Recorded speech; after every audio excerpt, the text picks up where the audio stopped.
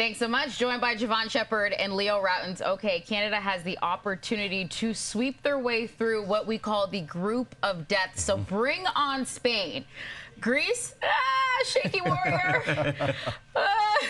Next game, Australia, the game of resilience. From what you've seen from this group so far in these two games, do they have what it takes?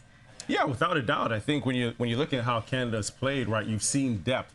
I think we're still waiting to see some more of the guard play outside of SGA, and that was one of the strengths coming into this tournament. But for Andrew Nembhard to get going, for Jamal Murray, Nickeil Alexander-Walker, one of those three guards to come in and start to get some rhythm, some flow, because later in this tournament, that's going to pay dividends when you can have Shea sit on the bench and still get into your offenses, still have some confidence for everybody on the floor. Well, and a player like Kelly Olynyk up front, right? So I think that as much as we've seen that's good, it can get a lot better. I think this team has a lot more in the tank. I think they can play a lot better than we've seen, and it's been pretty good so far, especially at the defensive end. You think about it, they still haven't shot the ball well from three yet. So you add that into the mix, and it's a completely different team. More to come. That's a flex. There's still more to come. There's still left in the bag. But I think about the game against Australia, right? You're looking at rotations.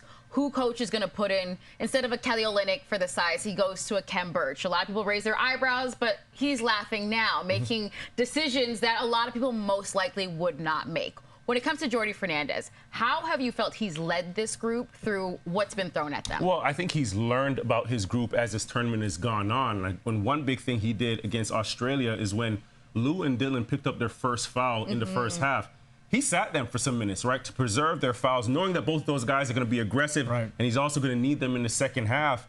And those guys had their 4 fouls to work with in the second half. And Dylan and Lou, he sicked them, he unleashed them on Josh Giddey, and that was a big play. Something subtle, but it played a big factor in the winning that game. There's something he showed us last summer at the Worlds, right? He's got command of the locker room. He's not afraid to challenge Shea. Remember, he did that last summer. Said, you got to play better. You got to do this. You go in a halftime in the locker room. They didn't play good defense in the first half. He changed it. He says, you've got to defend.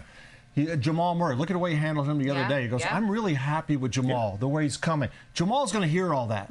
He's got great command, great respect from his bench, his team, so he can sit guys and not play guys, then play them, do whatever he has to do to win the game. And everybody on the outside has to understand, you're not in that locker room. You don't understand what's going on.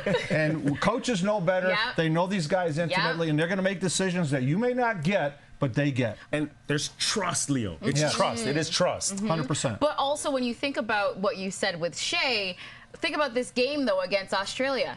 8 minutes he sat out in the first quarter. And he took himself to the bench. He knew it was his time to sit down. And he's confident enough to sit and come back and wait. play. And that, again, talks to the point about trust and the trust that these guys have in their head coach. Okay, we've got Canada. We've got Spain. You brought up the World Cup. If that is any indicator of how good this game is going to get, that one was decided by 3 points. So bring on the entertainment.